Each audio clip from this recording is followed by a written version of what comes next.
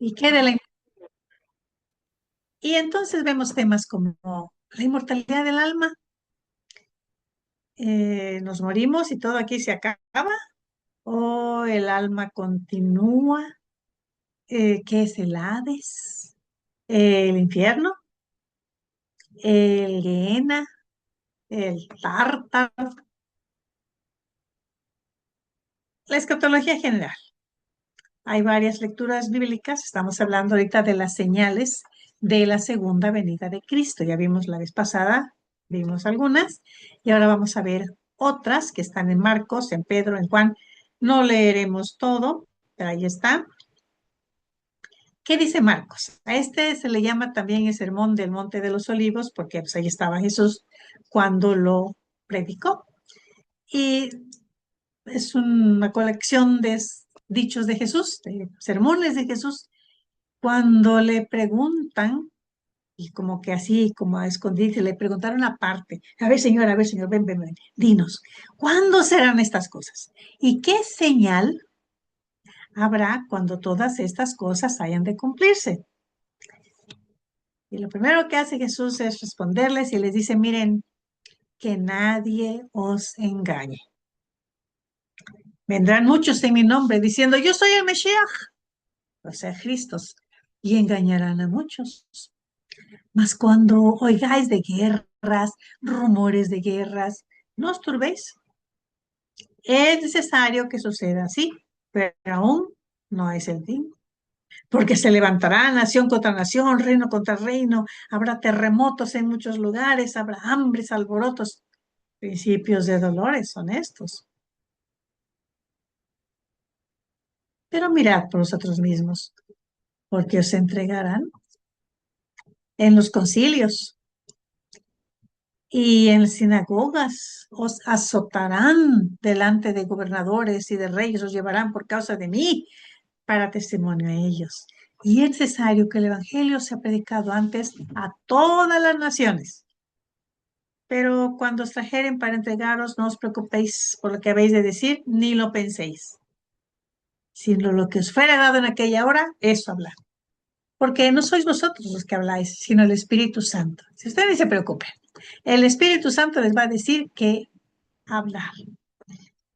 Pero serán tiempos difíciles. El hermano entregará a la muerte al hermano, el padre al hijo.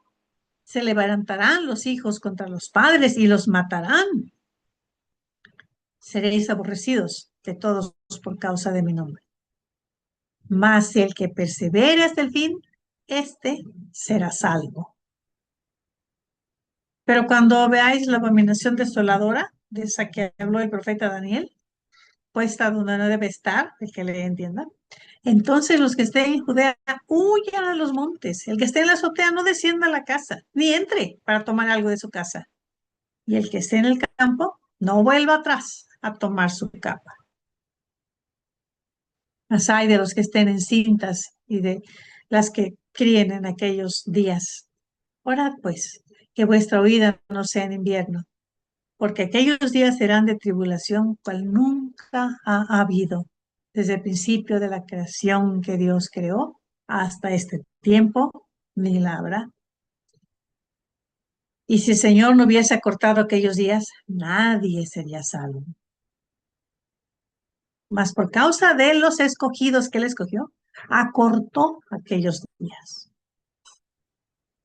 Entonces, si algunos dijeran, mirad, aquí está el Mesías, aquí está el Cristo, o mirad, ahí está, no le creáis, porque se levantarán falsos cristos y falsos profetas, y harán señales y prodigios para engañar, si fuese posible, aún a los escogidos.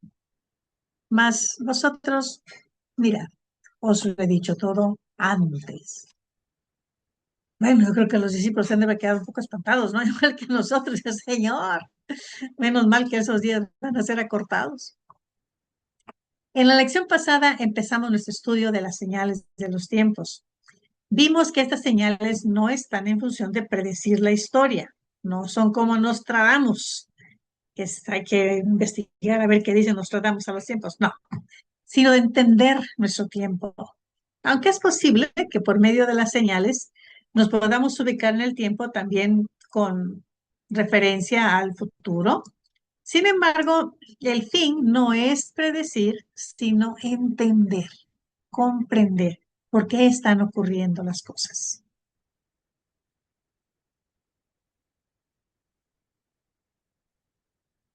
¿Se acuerdan de esta vez? La vez pasada les dije las señales. Ahí están.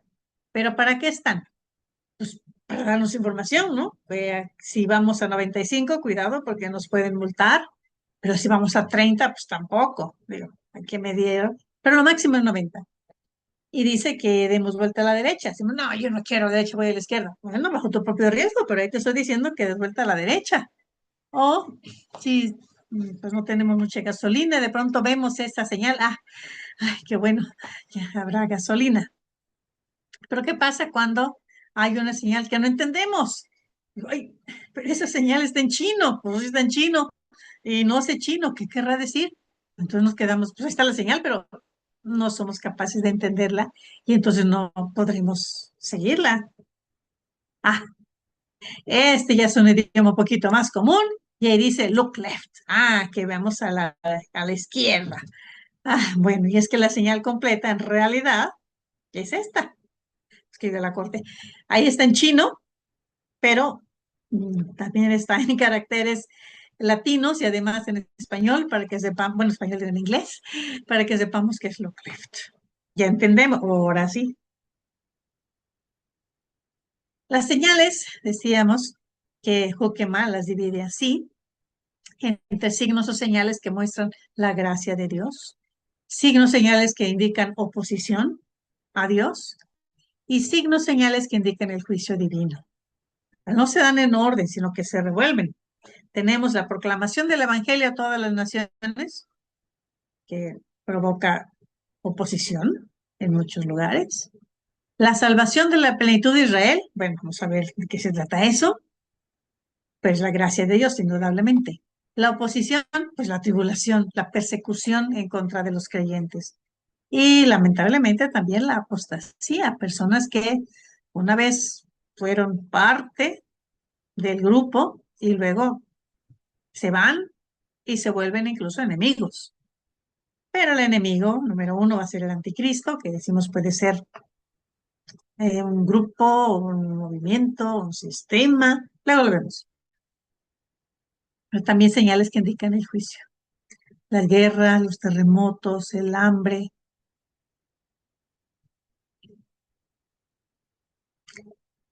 Y sin embargo, hay ciertas señales que por costumbre han sido interpretadas como signos de la segunda venida de Cristo. En esta lección vamos a ver algunos de estos signos que no van a estar en chino, para ver si de veras anuncian de una manera profética el tiempo de la segunda venida. Y a lo mejor podemos hacer pues un mapa, pero un mapa otra vez nada más como ciertos lineamientos acerca de lo que está ocurriendo para poderlo interpretar, para poder saber también qué hacer. Pero las señales no están ahí nada más para que digamos, pues qué interesante. No es nada más para que sea interesante, sino para que hagamos algo al respecto, para que podamos promover quizá algunas de estas señales, para que el Señor venga. Las que manifiestan oportunidad, ¿no? Las señales marcan todo el tiempo entre las dos venidas de Jesús. Nos impresionan con el hecho de que ya estamos en los postreros tiempos, esto ya lo vimos también, que los postreros tiempos ya empezaron desde la ascensión, cuando el Señor dijo, ahora vayan y llenen el mundo con el Evangelio. Y los discípulos como que sí, como que no. Y entonces viene también el ministerio del apóstol Pablo. Pedro, ahí en su capítulo 3 dice, el Señor no retarda su promesa, según algunos la tienen por tardanza, sino que es paciente para con nosotros, no queriendo que ninguno perezca, sino que todos procedan al arrepentimiento. Y cuando yo leo esto, digo, ay, qué bueno, porque imagínense si el Señor hubiese vuelto en el siglo segundo, antes de Cristo, pues ya nos hubiera tocado el Evangelio. Entonces, qué bueno que tuves paciencia para con nosotros, no queriendo que ninguno perezca, que ningún mexica pereciera, sino que todos procedan al arrepentimiento. Mientras Jesús no venga, Todavía hay oportunidad para el arrepentimiento. Todavía podemos predicar y llamar al arrepentimiento. Ese retraso, desde la perspectiva divina, es una oportunidad de gracia y misericordia. Dios da a los pecadores la oportunidad de arrepentirse y ser salvos antes del juicio final. Entonces, por un lado sí que venga el Señor, pero por otro lado no, porque todavía faltan personas que les van a predicar el Evangelio, que se van a arrepentir, que van a alcanzar gracia, que van a alcanzar misericordia.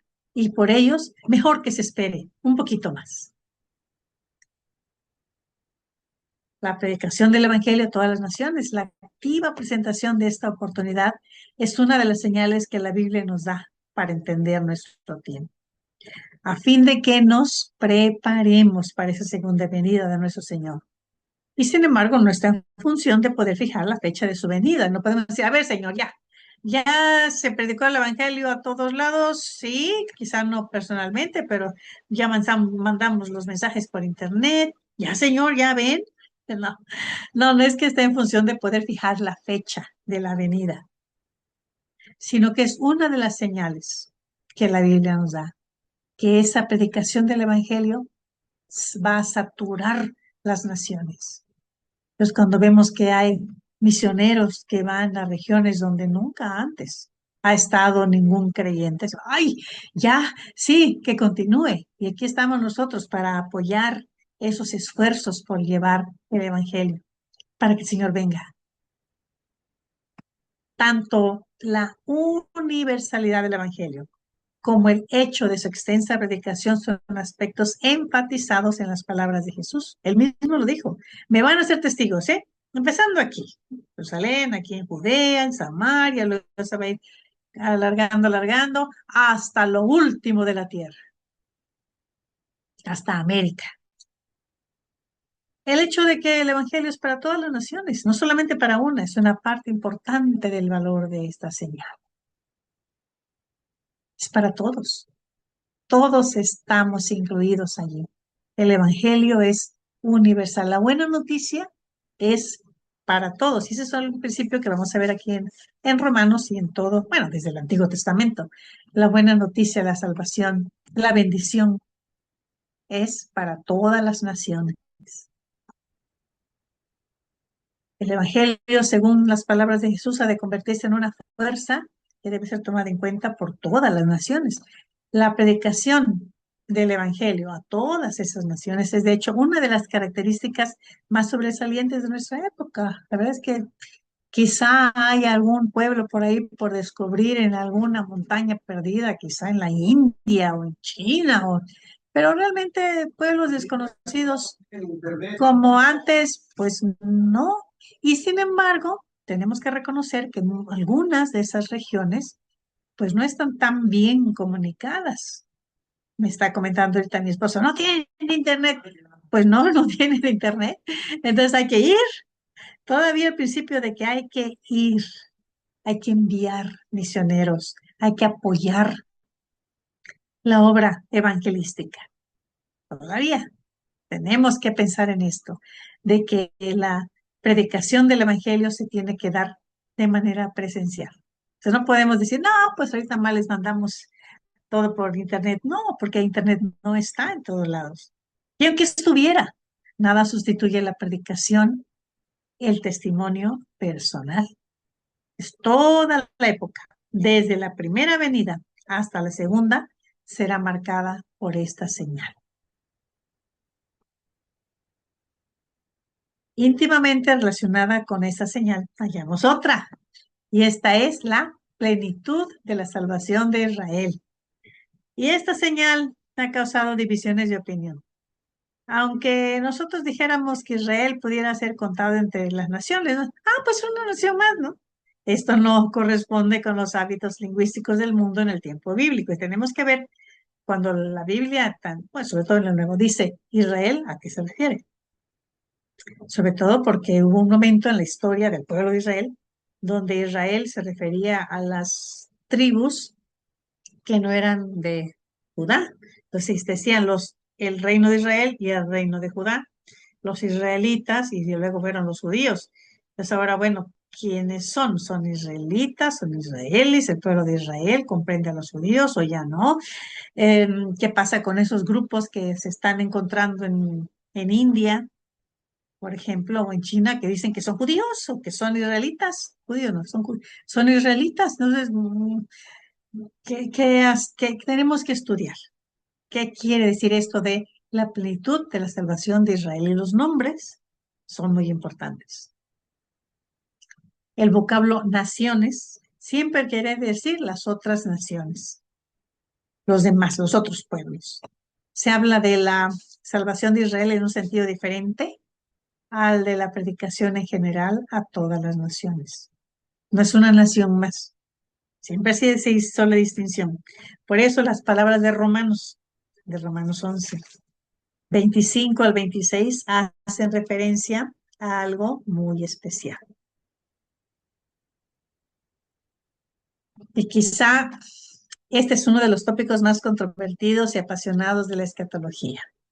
La cuestión del futuro de Israel. El premilenialismo, eso lo vamos a ver más adelante, también porque vamos a hablar otra vez del milenio. Dispensacionalista, también voy a explicar un poco más después qué es el dispensacionalismo. El establecimiento del Estado de Israel en 1948. El conflicto árabe-israelí. Son eventos que nos obligan a pensar en los propósitos de Dios con respecto a su pueblo ancestral. Es decir, el pueblo está allí. Por muchos esfuerzos que hicieron diversas naciones de exterminarlos, no lo lograron. ¿Y qué quiere decir esto? Que tiene que ver con la segunda venida. El futuro de Israel. El establecimiento del Estado de Israel en el 48, que causó mucho revuelo. Pues hicieron, después de la Primera Guerra Mundial, incluso se empezaron a crear diversos países como Jordania, el Líbano, Siria, todos eran del Imperio Otomano y de pronto se empezaron a hacer las naciones. Y bueno, ya cada quien no se repartió, se hizo la nación y se establece el Estado de Israel y empieza la guerra. ¿Qué? Nadie protestó cuando se estableció el reinado de Jordania, o el Líbano, o Siria, o Irán. Irán. Si bien el origen del cristianismo es fundamentalmente judío, cuando el número de creyentes gentiles se volvió cada vez mayor, muchos cristianos empezaron a proponer que el propósito redentor de Dios había concluido. Israel había sido sustituido por la iglesia y que los gentiles ahora eran foco de su obra salvadora a través de Jesucristo. Entonces, Israel que acabó. Su papel terminó en cuanto el Mesías fue rechazado y ahora eran sustituidos como pueblo de Dios por la iglesia, por los gentiles. Debido a que la iglesia es el, bueno, nuevo Israel, ¿no? Como dice, mm, hay una frase que dice el Israel de Dios, que habría que ver qué quiere decir realmente en Gálatas, Pedro. Cualquier atención especial a la salvación de Israel, a diferencia de los gentiles, es considerada como problemática. No, no, no, ya la iglesia sustituyó, es el nuevo Israel de Dios, ya el Israel, ya. ¿Qué dice la Escritura? Problema con esas suposiciones que no concuerdan con el mensaje de Pablo. Ahora, Pablo, hebreo de hebreos, pero de hueso colorado, discípulo de Gamaliel, y él podía decir, miren, yo vengo de la tribu de Benjamín, yo sé exactamente mi genealogía, ¿de dónde vengo? ¿Qué es llamado a ser apóstol de los gentiles? El Señor le llama y dice, pues serás muy hebreo de hebreos, pero vas a ser mi mensajero a los gentiles. Pablo recuerda el propósito soberano de Dios de la redención de su pueblo Israel. La salvación de los gentiles no elimina las promesas hechas a Israel, porque, dice Pablo, los dones y el llamamiento de Dios son irrevocables.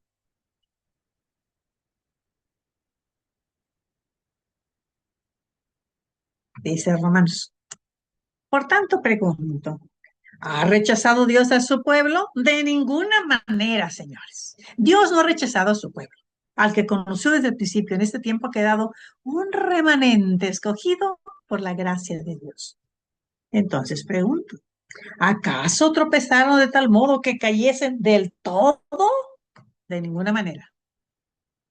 Pues debido a su caída, ha venido la salvación a los gentiles con el fin de provocarlos a celos. Y si su caída ha enriquecido al mundo y su fracaso ha enriquecido a los gentiles, ¿cuánto más lo será su plena restauración? Porque si su exclusión es la reconciliación del mundo, ¿qué será su admisión sino vida de entre los muertos? Y aun ellos serán injertados si no permanecen en la incredulidad. Pues Dios es poderoso para volverlos a injertar. Aquí está hablando Pablo, el injerto, la caída, los celos. Hermanos, no quiero que ignoréis este misterio. Y recordemos que la palabra misterio no se refiere a algo oscuro que nadie sabe. Un misterio quiere decir que solamente podemos conocerlo si Dios lo revela. Nada más. Si no quiero que ignoren esta principio, esta revelación que se va a hacer, para que no os volváis arrogantes. Este es el misterio. El endurecimiento de una parte de Israel durará hasta que haya entrado la totalidad de los gentiles. Y así todo Israel será salvo. Así que en cuanto al Evangelio, son enemigos por causa de vosotros. Pero en cuanto a la elección, son amados por causa de sus antepasados, porque los dones y el llamamiento de Dios son irrevocables.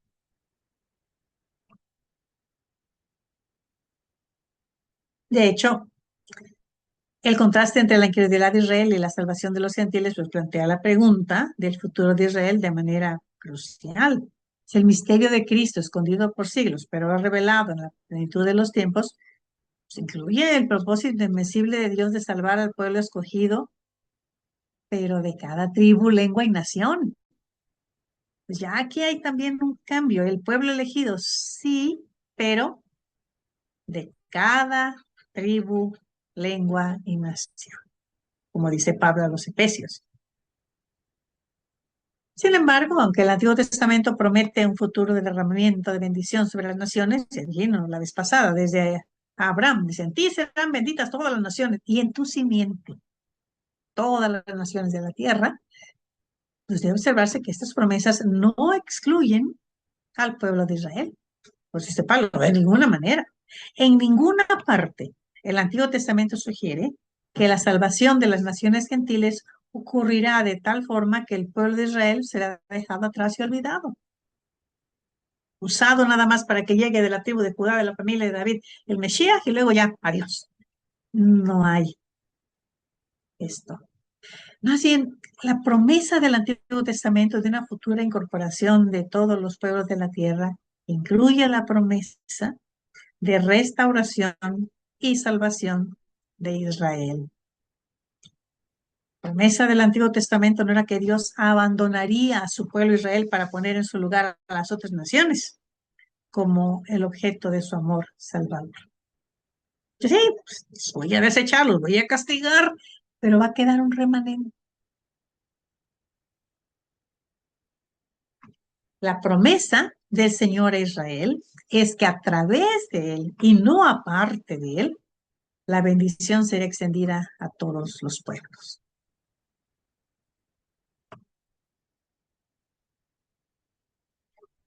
El tema principal es de la sección, y les pido que lo lean otra vez, porque les digo que lo vamos a tener que retomar otra vez cuando hablemos del milenio. La relación entre Israel y Dios y las bendiciones que esta relación implica para los gentiles. Entonces Pablo introduce su tema hablando de los israelitas según la carne, es decir, los judíos por etnia, y expresa su gran tristeza y continuo dolor de corazón porque muchos de estos judíos rechazaban el evangelio. Pablo mismo dice, pues yo soy de la tribu de Benjamín, yo no soy judío, pero no vengo de la tribu de Judá. pero pues soy del pueblo de Israel.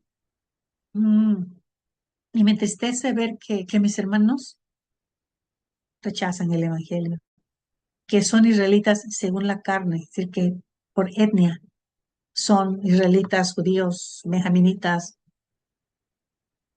Dios escogió a Israel, se reveló a él, le dio sus pactos, su ley, el servicio del templo, sus promesas. Y entonces Pablo dice, bueno, es que ahora estos privilegios no significan nada. ¿Ha revocado Dios estas bendiciones y se ha retractado de su palabra para con Israel?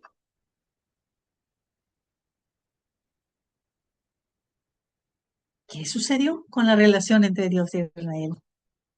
No les pertenecía a ellos la adopción, la gloria, el pacto, la ley, el culto, las promesas. ¿Han fallado los pactos y las promesas de Dios para Israel? Acababa de decir en el capítulo 8, nada ni nadie nos separará del amor de Cristo. Y, y el pueblo de Israel sí, separado del amor de Dios.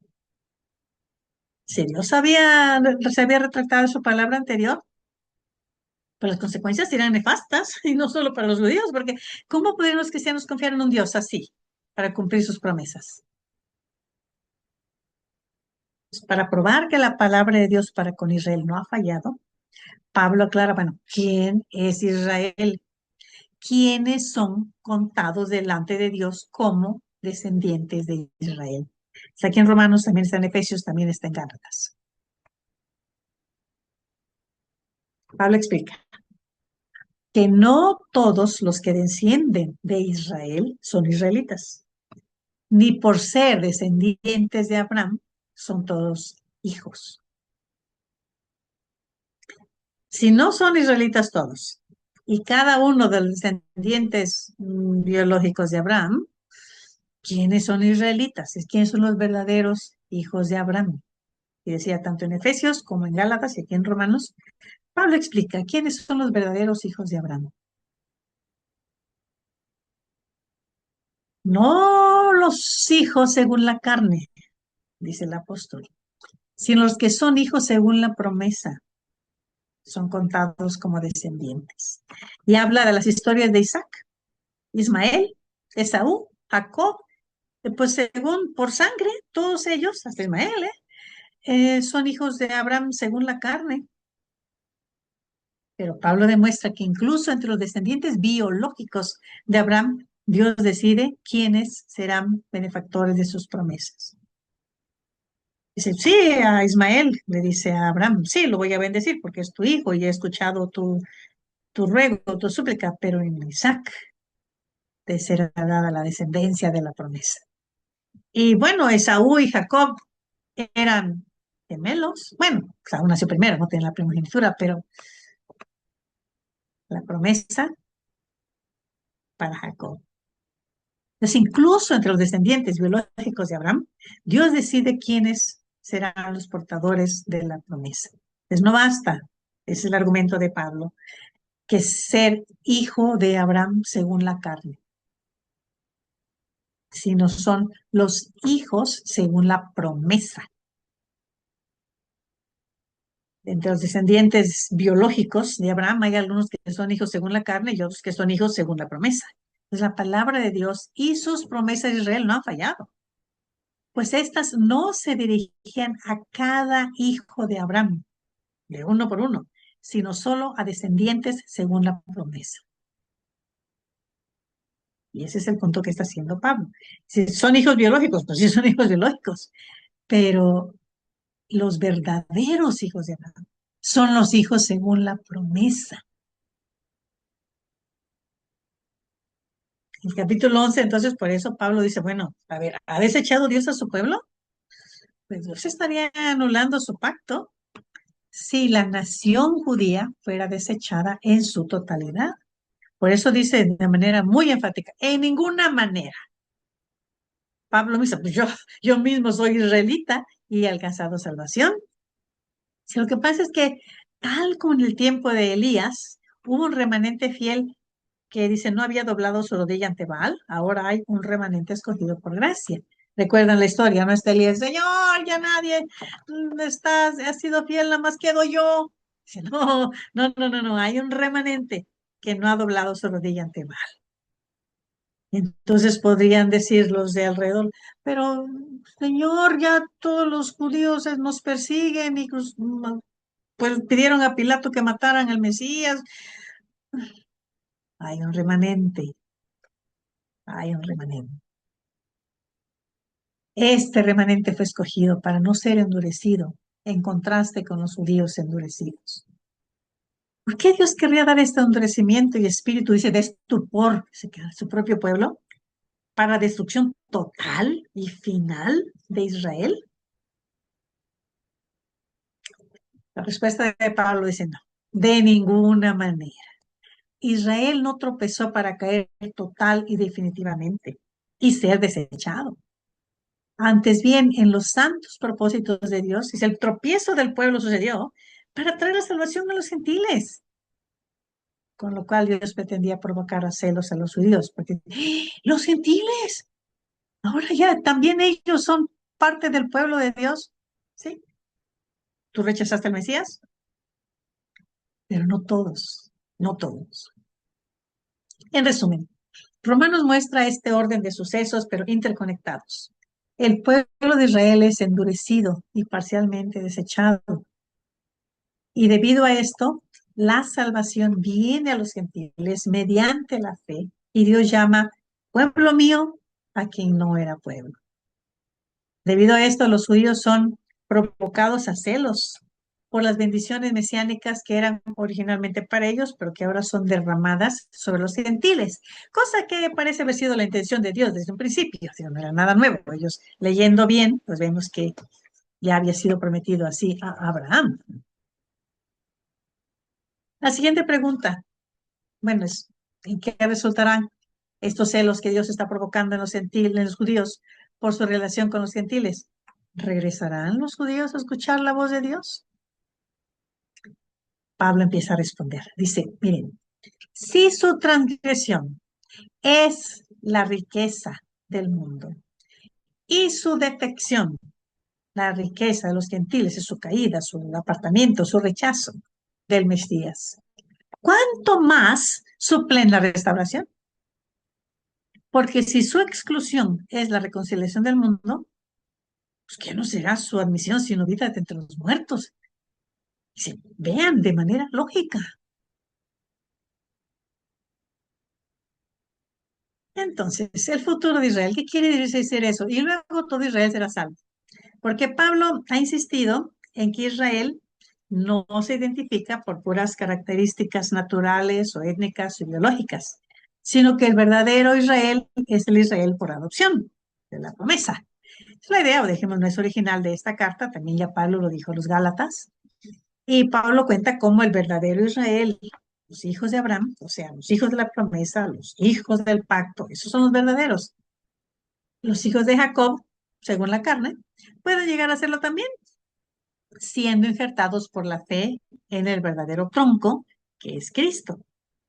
Ahora, Cristo vendrá cuando su pueblo esté completo. Por eso decíamos que es tan importante esta señal, porque es una de las señales, como la predicación del Evangelio también está. El hecho de que se está completando el pueblo es señal de la seguridad de su venida, dice Romanos. No quiero que ignoren este misterio para que no sean arrogantes en cuanto a vosotros mismos, que ha acontecido a Israel endurecimiento en parte hasta que haya entrado la plenitud de los gentiles y luego todo Israel será salvo. Este misterio consta de tres cláusulas. ¿Qué ha acontecido a Israel? Endurecimiento en parte. Bueno, sí, en parte, porque los primeros creyentes, recordaron, pues todos eran judíos, eran del pueblo de Israel, hasta que haya entrado la plenitud de los gentiles. Uy, pues los gentiles empezaron a entrar por montones, pero pues, todavía había mucho que hacer. Y luego, todo Israel será salvo. En la traducción de la Biblia que usamos dice, y luego todo Israel será salvo. Pero la palabra luego no parece ser la mejor traducción. La Biblia de Jerusalén, la Nueva Biblia de las Américas, en lugar de poner luego, pone así, todo Israel será salvo.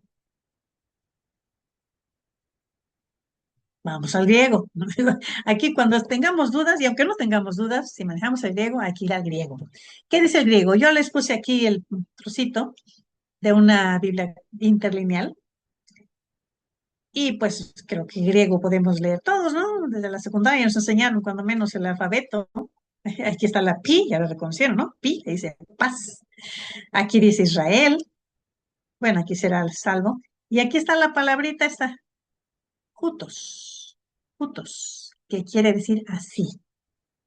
No quiere decir luego o entonces, sino la palabra jutos que tenemos aquí, les decía, dice kai jutos, esta, mira. Quiere decir así, de esta manera, no como consecuencia, un luego o entonces. Eso es lo que quiere decir la palabra. Eh, Quizá algunos pudieran traducirlo, de hecho lo hicieron, ¿no? En la Biblia. Y luego, es decir, después de los eventos descritos, todo Israel será salvo, pero ese sentido temporal no se encuentra en ninguna otra parte en griego. Ahora, como consecuencia y conclusión, que en consecuencia de este proceso, luego todo Israel será salvo. Este uso sí aparece en griego, pero es raro. Es la manera como se lleva esto a cabo en relación con lo que se dijo antes, decía, la traducción dice jutos, es y de esta manera todo Israel será salvo. Es decir, no es que ocurre esto y luego pasa esto, o que ocurre esto y como consecuencia. No, sino de esta manera, de este modo, de esta forma, así. Es la misma palabra que se usa en Primera de Corintios. En Primera de Corintios 11:28. A ver si la encuentran por aquí. Aquí está, bien. Dice, dokimazeto de antropos euton kai jutos. Aquí está, la palabrita jutos. La traducción allí sí ponen así, jutos. Quiere decir de esta manera o de este modo. No quiere decir, como decía, por consecuencia o y luego, sino quiere decir de esta manera, de este modo. Tal como el texto acerca de la Santa Cena, ¿no? Es coma de esta manera del pan. También en Romanos podríamos traducir, de hecho algunas Biblias traducen así, de esta manera todo Israel será salvo. Bueno, pero no crean que ya se acabó. ¿Cómo entonces será salvo todo Israel? Y esta es la verdadera pregunta que debemos hacer al texto. A ver, y debemos notar la relación que hay entre el versículo 25 del capítulo 11 y de la primera parte del versículo 26. Recuerden que la división de versículos no estaba en el original, sino que el 25 y el 26 van juntos. Entonces el 25 nos importa para que cuando lleguemos al 26 que dice, luego todo Israel será salvo, pues tengamos que tomar en cuenta el 25. Entonces, la entrada de la plenitud de los gentiles es la manera como todo Israel será salvo. Vean, ahí está. En lugar de y luego tenemos que traducirle y así todo Israel. Entonces, muchos de los israelitas que lo son solamente por la carne, por su incredulidad, no se salvarán o no se salvaron. Entonces, Dios, por así decirlo, llena los huecos en su pueblo con gentiles. Entonces, llenándole con los gentiles de esta manera, así, todo Israel será salvo. Todo Israel. Ahora, ¿cómo que ya más o menos nos va quedando? Pero a ver, ¿qué quiere decir eso de todo? Todo Israel. También ese todo Israel, fíjense que hay cuando menos 6 interpretaciones, cuando menos. A lo mejor hay más, esto fue lo que yo encontré. Ese todo quiere decir todos los israelitas de todas las edades. Simplemente por haber nacido ahí, ya, salvo. Otra posibilidad, todos los elegidos de Israel de todos los tiempos. Por ejemplo, Esaú, a lo mejor no, ¿no? Porque sé que Esaú no, pero los elegidos nada más de Israel, otra vez por etnia. todos los tiempos. Y una tercera interpretación es todos los israelitas que estén vivos al final de este siglo. A ver, los que estén vivos en ese momento de pronto ya son salvos. O, una cuarta posibilidad, Israel como un todo, sin incluir a cada israelita individualmente, como, como grupo, pero no necesariamente de uno por uno. Es un poco extraño, pero bueno, así lo interpretan. O un gran número de israelitas al final de los tiempos, que también está un poco extraño porque ¿qué quiere decir un gran número? Ahorita en Israel nada más hay como 10 millones, o sea, 10 millones, un gran número pues tendrían que ser cuando menos 5 millones, ¿no? Más del 50%, pero en realidad 5 millones no es tanto.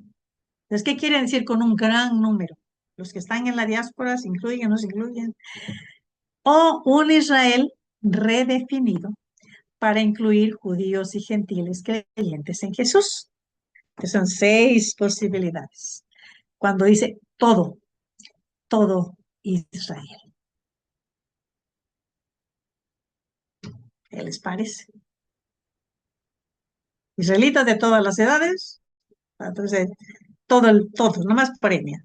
Todos los elegidos de Israel de todos los tiempos, todos los israelitas que estén vivos al final de este siglo, sí, justo antes de que, para que entonces ya venga el Señor, Israel como un todo, pero sin incluir a cada israelita individual, un gran número de israelitas también al final de los tiempos, un gran avivamiento, un Israel redefinido para incluir judíos y gentiles creyentes en Jesús. Seis interpretaciones que han sido apoyadas por diferentes creyentes.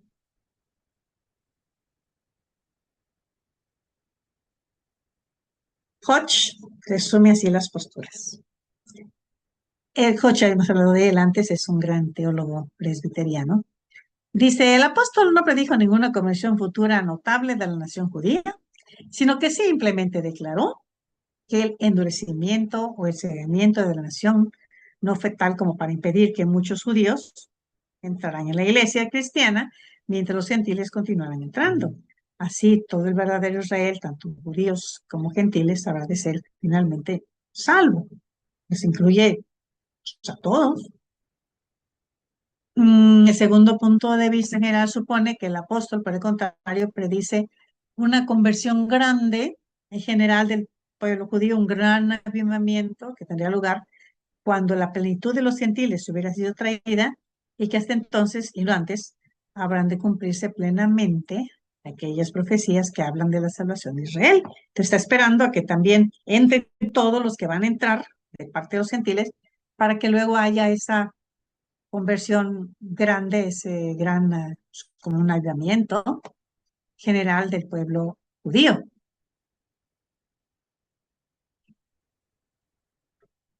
Pues plenitud, en griego, quiere decir llenar hasta completar el número. Por esto, durante la historia de la interpretación de esos textos se ha hablado como si Dios tuviera un número de personas que Dios quisiera para su pueblo y que la salvación estuviera en función de este número.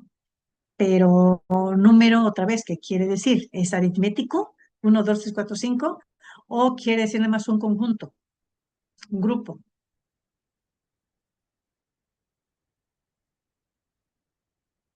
¿Todo Israel será salvo entonces cuando se llegue a este número?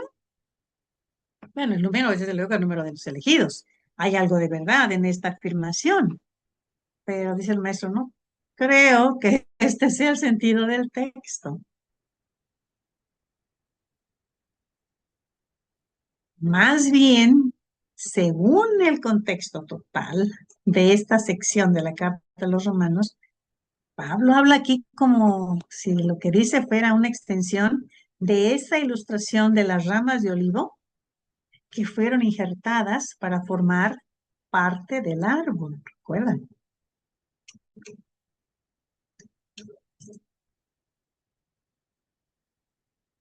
Ahí está el olivo. Y ahí están los injertos. Pues es un solo árbol. Si yo no le echo agüita, pues no nomás se va a secar el injerto, también se va a secar todo el árbol, si ya son uno.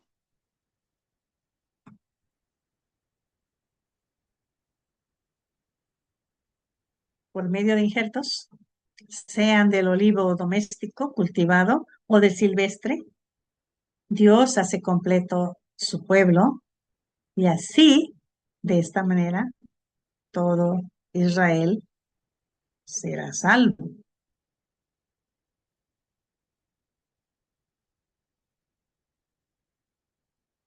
Dice Jonathan Edwards, que también creo que lo conocemos como un gran teólogo y predicador. Dice, la infidelidad judía será derribada. Los judíos en todas sus expresiones desecharán su vieja infidelidad, sus corazones cambiarán maravillosamente, fluirán juntos hacia el bendito Jesús, reconociéndolo humilde y gozosamente como su Rey glorioso y único Salvador. Y con todo su corazón, como un solo corazón y voz, declararán sus alabanzas a otras naciones. Nada se predice con mayor certeza que esta conversión nacional de los judíos en Romanos 11, cuando sean llamados ese pueblo antiguo, que fue el único pueblo de Dios durante tanto tiempo, volverá a ser su pueblo para nunca más ser rechazado. Serán reunidos en un solo rebaño junto con los gentiles. Y Thomas Boston, también un gran teólogo escocés, se vino un día cuando habrá una conversión nacional de los judíos o israelitas. Los judíos ahora cegados y rechazados se convertirán en masa a la fe de Cristo, se unirán a la iglesia cristiana. ¿Tienes algún amor o preocupación por la iglesia, por la obra de reforma, la reforma de nuestro país, la reforma de nuestro mundo? ¿Algún anhelo por el avivamiento de esta obra ahora detenida, por un estado floreciente para la iglesia, la cual está ahora en decadencia? Entonces, ora por la conversión de los judíos. Ay, bueno, ¿qué les parece?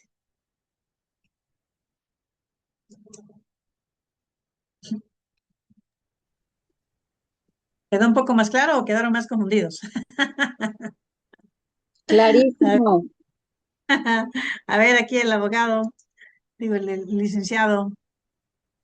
No, sí, porque hay una idea muy, no generalizada, pero sí hay gente que cree firmemente que todo el israelita que existió y que existe será salvo por el solo hecho de ser israelita, por pertenecer al pueblo de Israel. Esa es una idea muy que se está extendiendo mucho. Así como lo estamos viendo, pues el olivo original y los injertados, pues son los adoptados, de los que también la palabra nos habla, ¿no? Entonces Sí, sí, quedó muy claro quiénes son los israelitas, quién es el pueblo de Dios, pues los originales, pero también los adoptados, los gentiles, sí. pues, que creen en Cristo, ¿no? Sí, ya, Ujú. eso ahora sí quedó clarito, como dicen los sureños. Ujú. Sí, y hay de los dos lados, ¿eh? Hay también otros que dicen que ya Israel ya no, pues ya no va a ser tomado en cuenta, que por andar diciendo que la sangre del Cristo caiga sobre nuestras cabezas y nuestros hijos, que de hecho hubo mucho, pues persecución a través de toda la historia de parte de los cristianos, cuando ya los cristianos se hicieron más fuertes. Primero los judíos persiguieron a los cristianos. Después los cristianos se volvieron perseguidores y sí, bastante rudos, ¿eh? A través de toda la historia lo hemos visto. La persecución en contra de la etnia, simplemente por etnia. Claro. No, no, está Y, clarísimo, sí, sí, clarísimo. y Es esto muchos de cross. ellos ni siquiera eran judíos, ¿no? De hecho, todavía, ¿no? En sus días hay muchos que son, pues son judíos porque así nacieron, pero realmente son o ateos o no practicantes. Pues, ¿puedo hacer un comentario? Ujú, sí, dime. Acuérdense cuando los fariseos le dijeron, somos hijos de Abraham. Y Ujú. Jesús le dijo, su padre es el diablo, Sí, porque hacen las sí, obras de su padre el diablo. Ujú. exactamente, Entonces, exactamente. entonces no es la etnia ni lo biológico, sino los de la fe, No, ¿no? El exactamente. verdadero Israel. Ujú. Sí,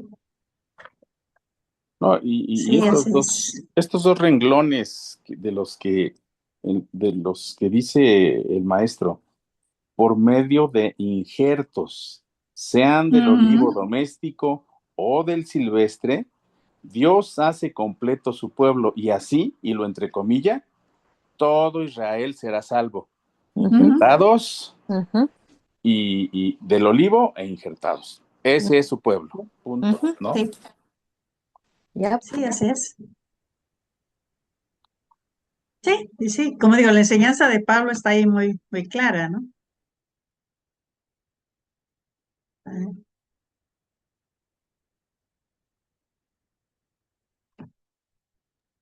bueno, ¿algún comentario más? Pues yo hasta hoy lo entendí. Vamos a volver un poco a esto cuando hablemos del milenio y del dispensacionalismo, ¿eh? O sea, esto no ha acabado. No ha terminado. Pero sí hay que aclarar, ¿no? Que dice Pablo ahí en Romanos. Y también en Efesios, ¿eh? Tiene la enseñanza en Efesios y en Gálatas. Cuando ya incluso llega a decir, aquí no hay ni judío, ni griego, ni mujer, ni hombre, ni rico, ni pobre, ni esclavo, ni libre. Todos somos iguales ante el Señor. Y seguramente todos se quedaron, ¿y a este qué le pasa? ¿No? Como que yo igual con esclavo. Oh, sí. Y Filemón probablemente en la iglesia con Onésimo, a la mujer de Onésimo, hay uno, el nombre de Onésimo mencionado como anciano. Entonces, dentro de la iglesia, Filemón tenía que sujetarse a Onésimo, porque Onésimo era el anciano. Eh, Eso es lo que pasa. Bueno, pues entonces Doctora, ya como seguimos. doctora, como Sí, usted dice, ¿no? Más adelante vamos a ver cómo cae el argumento o la escuela escatológica del milenio, ¿no? Porque sí, ellos, lo vamos a ver. donde yo entiendo precisamente es que va a haber como dos salvaciones, ¿no? 2 Sí, días de sí, sí, salvación, ¿no? Y así ahí es. se tira todo, porque pues no da, pues no da lo bíblico con esta escuela escatológica. Sí, sí, sí, sí, sí. Y recuerden que estas enseñanzas de Pablo vienen del Antiguo Testamento, ¿eh? Que siempre estoy insistiendo en esto, que el evangelio que Pablo predicaba siempre estuvo fundamentado en el Antiguo Testamento. Entonces, esta teología de Pablo en Romanos está fundamentada en el Antiguo Testamento. No podemos decir, esta es una invención cristiana. Pues no, porque Pablo fundamentó su teología en el Antiguo Testamento. Utilizó las historias del Génesis y los profetas del Antiguo Testamento. Ahí está. Yo creo que él también experimentó ya algo de lo que estamos hablando, porque él mismo era rebelde, era de los que estaban en contra del Mesías, o sea, de Jesús, ¿no? Exactamente, Y sí. el Señor lo convierte, o sea, lo vuelve al verdadero Israel. Sí, Y así es, así después en es. Pentecostés, todos los que gritaban, crucifica, crucifica, eran israelitas, ¿no? Y viene la transformación a través del Espíritu Santo. Así es. Sí, sí. Y pues supongo que le costó trabajo, así como le costó trabajo a Pedro, ¿se acuerdan? Y cuando Pedro iba a ver a Cornelio, no, señor, yo no. Como que no, si vas. Y ahí llega. Ah, caray, dice, también aquí se derramó el Espíritu Santo. Ah, también entre los gentiles. Y después el concilio allá en Jerusalén con Jacobo, el hermano de Jesús. Pues al principio sí les costó, ¿eh? Les costó que se injertara el olivo silvestre, pero, pero así se hizo. Sí. Bueno, pues entonces seguimos la próxima semana. Les digo, léanse el capítulo 11 si pueden, a partir del 9, cuando menos, y van a ver cómo está todo ahí muy, muy claro. Sí, muchas gracias, maestra. Que Dios la bendiga.